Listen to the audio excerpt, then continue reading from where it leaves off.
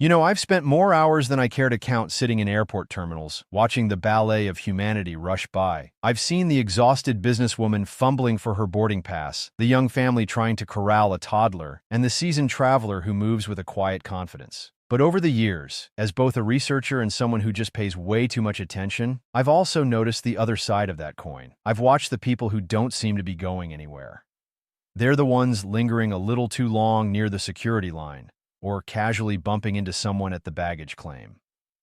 And I've realized something that might make you a little uncomfortable the next time you walk through an airport. The thieves aren't just randomly grabbing bags. They are specifically targeting certain types of luggage and, more importantly, certain types of traveler behavior. They have a system, a mental checklist, and if you fit the profile, you might as well have a flashing neon sign over your head. Here's a question I want you to really think about, and I mean it. I want you to scroll down to the comments and answer this honestly.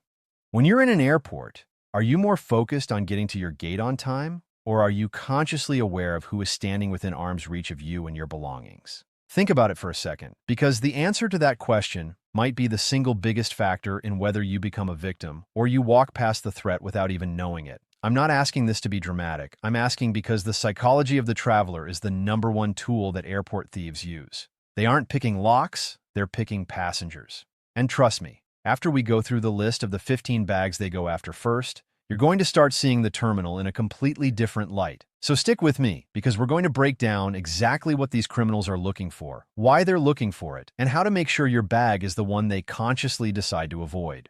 Let's start with the absolute top of their hit list, the holy grail for any airport thief. And that's the unwatched rolling suitcase parked next to the coffee stand. I know it sounds simple, almost too obvious, but you would not believe how common this is. You see someone at a Starbucks or a Cinnabon, they've got their carry-on right next to them, maybe even touching their foot. They order a latte, they turn their head for 10 seconds to look at the menu board or to grab a napkin. And in that split second, a thief just walks by, grabs the handle, and keeps walking. It's that fast. They don't run, they don't look nervous. They just become the new owner of that suitcase. The reason this bag is #1 is the sheer ease of the opportunity. The traveler is physically present, so they feel secure, but their attention is completely diverted. The thief is counting on the fact that you believe your proximity is the same as your possession. It's not. In a busy airport environment, if you aren't touching it, it isn't yours. I've actually sat and watched this dynamic play out, and it's chilling to see how a thief will orbit a person like a shark, just waiting for that moment of distraction.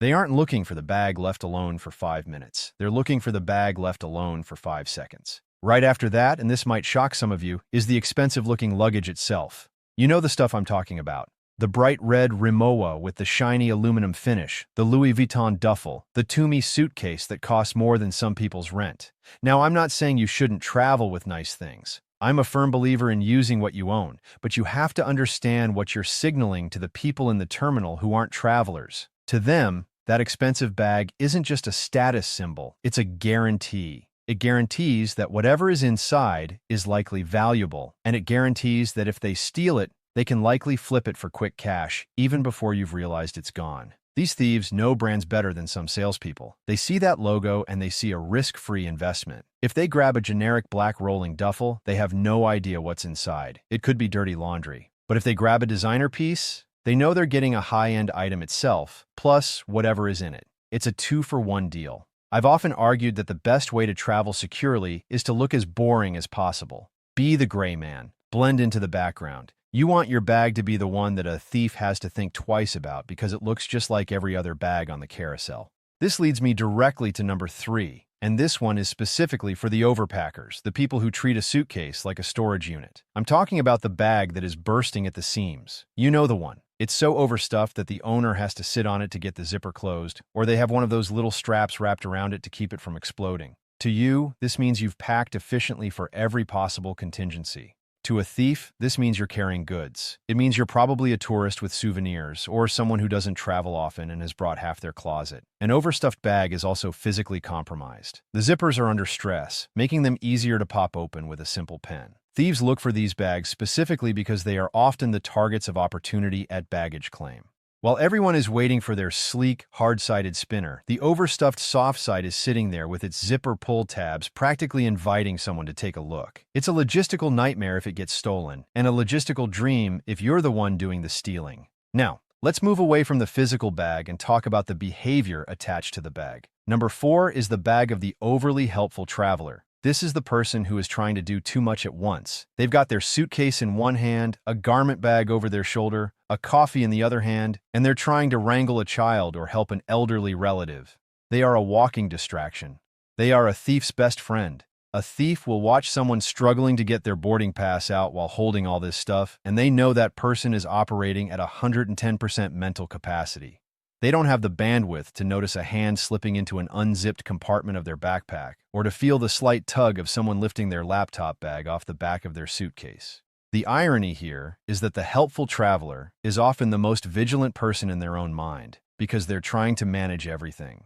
But in reality, their focus is so splintered that they are completely blind to the immediate physical space around them. I've been guilty of this myself, trying to be the hero with all the bags, and it's only in retrospect that I realize how vulnerable I was. Number 5 on their list is a classic, and it's one that preys on a very specific moment of panic. The bag that goes through the security scanner right before a TSA slowdown or stoppage. You've seen this happen. You put your bin on the belt, it goes into the machine, and then suddenly the agent stops the belt because there's a bag jam or they need to do a manual check on the person in front of you. Your bag is sitting inside the X-ray machine or just on the other side, completely inaccessible to you. You can't go through the metal detector until they clear the jam, and you can't see your stuff. This creates a window of opportunity that is surprisingly large. While you're standing there, frustrated and watching the clock, a thief who has already cleared security. Yes, thieves do this. They buy tickets to get through security just to operate airside, can simply walk up to the end of the roller system, grab your bin or your bag, and walk away. It looks like they're just grabbing their own stuff. By the time you get through the metal detector, your bag is long gone. This is why I always watch my bag go into the tunnel of the machine before I step into the body scanner. I never take my eyes off the exit rollers. If I see a jam happen, I'm already mentally preparing to bolt through that metal detector the second they wave me through. Let's shift gears to the baggage claim, the absolute hunting ground for the professional thief. Number 6 is the first bag off the carousel. People have this misconception that you want your bag to come out first so you can get out of the airport quickly. And while that's true for speed, it's terrible for security. The first bags off the plane are usually the ones that were loaded last, meaning they're often the gate-checked bags from people who had overhead bin space issues. These are frequently full of electronics, laptops, and items people wanted to keep close but were forced to check. Thieves know this. They watch the carousel, and when that first wave of bags comes out, they pay close attention. They're looking for the person who grabs their bag and quickly checks the contents, or the person who looks relieved. But more importantly, they're looking for the unattended bag. Sometimes a bag comes out first, and its owner is still stuck in the restroom or held up at the oversized luggage area. That first bag, sitting there alone, going around and around the carousel, is a prime target. It's a sitting duck. On the flip side of that, number 7 is the last bag on the carousel. This is a completely different psychology. By the time the last bags are coming around, the area has thinned out. There are fewer people, less security presence in the immediate vicinity, and the remaining passengers are tired, frustrated, and just want to go home. They've been watching the same bags go by for 20 minutes. Their guard is completely down. A thief operating in this environment has a much lower chance of being seen. They can walk up, grab the last lonely suitcase, and if anyone asks, they can just mumble, "Oh, I thought that was mine," and walk away. The owner, who is probably on their phone complaining to someone about the wait, might not even notice for another minute or two. By then, the thief is out the door and into a waiting car. It's a low-risk, high-reward play that relies entirely on the passenger's fatigue and the emptiness of the space. Number 8 is a bag type that I personally think is one of the most dangerous things you can carry in an airport, and that's the backpack worn on only one shoulder. Look, I get it. It's more comfortable, it's easier to swing around to grab your water bottle. But from a security perspective, you've just taken your most vulnerable possession and put it in a position where you have zero tactile awareness of it. When a backpack is on both shoulders, you feel every little movement, every tug. When it's on one shoulder, it's dangling off to your side or behind you. You have no idea what's happening back there. Thieves love this. They love a good one-shoulder backpack because they can unzip the main compartment while walking right behind you in a crowd, and you won't feel a thing. I've seen demonstrations where a thief can empty a backpack of its wallet, phone, and tablet in the time it takes to walk from the gate to the restroom. It's not a magical skill. It's just exploiting the fact that you've given up your physical connection to the bag. Speaking of backpacks, number 9 is the backpack placed on the floor between your feet while you sit at the gate. I see this all the time. Someone sits down in one of those chairs with their backpack on the floor, wedged between their ankles. They think, it's between my legs, I'm good. But here's the thing. If you're looking at your phone or reading a book or talking to the person next to you, you are not watching that bag. A thief can simply slide their foot under the chair, hook the strap, and drag it away while you're looking straight ahead. Or, even simpler, they can have an accomplice drop a bunch of change or a coffee cup near you. When you look down or lean to help, the other person just walks off with the bag. The floor between your feet is a danger zone. The only safe place for a bag in a public seating area is either on your lap or with the strap looped around your leg or the armrest of the chair. It has to be physically attached to you, not just close to you. Now, let's talk about something that might sound a little paranoid, but I promise you it happens. Number 10 is the bag that is identical to another bag in the immediate vicinity. This is a form of disappearing in plain sight. If you're traveling with a common, generic black roller bag, and you're in a crowd where 5 other people have the exact same bag, you are at risk. Not necessarily from a professional thief, but from a mistaken identity theft that turns into a real theft. Someone might grab your bag by accident, realize it when they get to the curb, and just leave it somewhere. Or worse, decide to keep it because it's too much hassle to return it. But a professional thief will also use this. They will watch you put your bag down to tie your shoe, and they'll put their identical-looking bag right next to it. Then, when you grab yours, they grab the one next to it, only they've engineered it so that the one they grab is actually yours. It's a bait and switch that relies on visual confusion. I've started putting a bright, unique luggage tag or a piece of brightly colored tape on my bag, not just for identification, but to break up its silhouette and make it visually distinct in a sea of sameness. Number 11 is a heartbreaking one, and it's the bag that belongs to an elderly or visibly infirm traveler. I hate that this is a target, but it's a reality. Criminals look for easy victims, and someone who is moving slowly, using a cane, or struggling to see is perceived as an easy victim. They are less likely to chase, less likely to shout, and sometimes, sadly, less likely to be believed if they report it quickly. A thief will target this person's bag not because they want to be cruel, but because the risk of resistance is so low. They might help them with their bag at the curb and then just walk off with it. Or they might bump into them in a crowd, and while apologizing, lift a purse or a small carry-on. It's predatory, and it's a stark reminder that we as a community of travelers need to look out for those who might be more vulnerable than us. If you see an elderly person being helped by someone who doesn't look like airport staff, don't be afraid to ask if they're okay. Number 12 goes back to the design of the bag itself, and it's the soft-sided bag with external pockets. Those water bottle holders, the little front pockets for your magazines, the side pockets for your umbrella, they are like candy stores for a thief. And the worst part? You probably don't even remember what's in them. You might have stuffed your passport in that side pocket at check-in and forgotten about it. A thief doesn't need to steal the whole bag to get value from you. They can just walk by and, with a quick fluid motion, unzip that external pocket and take your phone, your wallet, or your keys.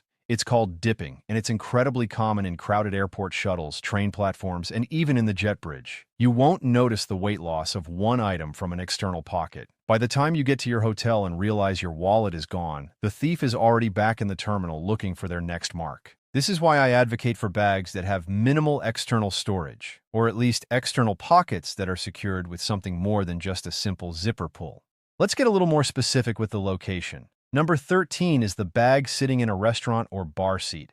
Think about an airport Chili's or an Applebee's. You're sitting in a booth, you put your carry-on in the seat next to you, and you're eating a burger. The seat back is high, and your bag is out of sight for most of the restaurant. A thief can walk by and with one smooth motion lift that bag over the back of the seat and walk towards the restroom or an exit. By the time you look over because you feel like something is missing, they're gone.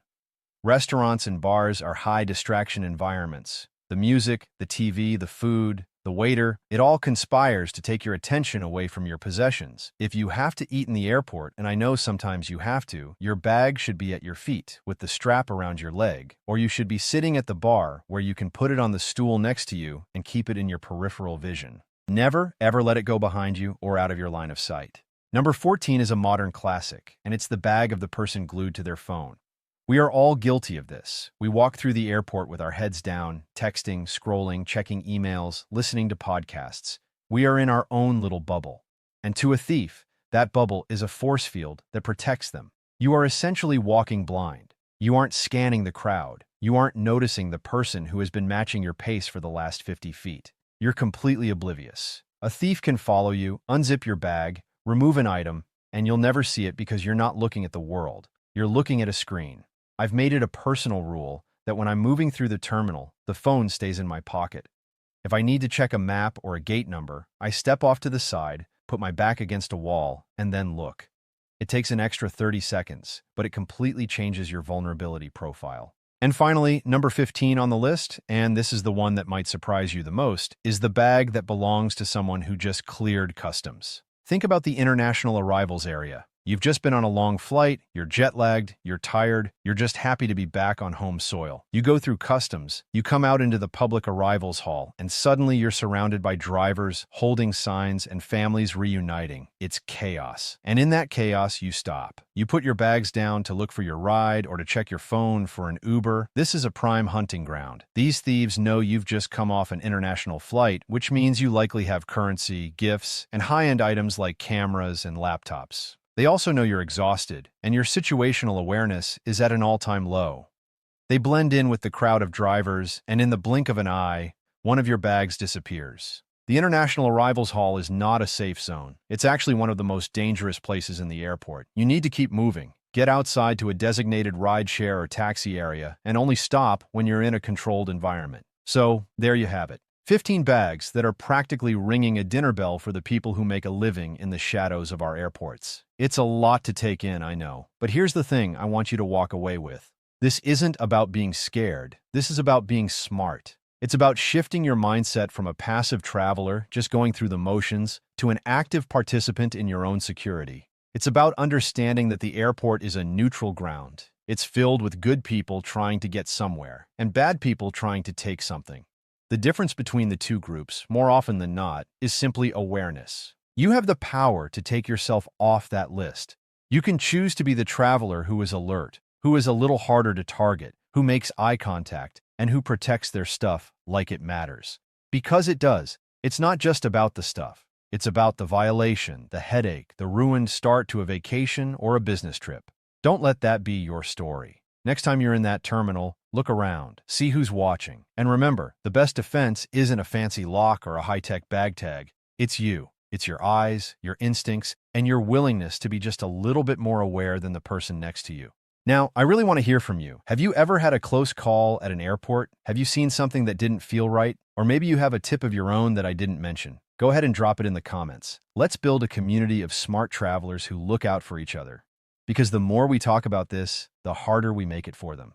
Safe travels.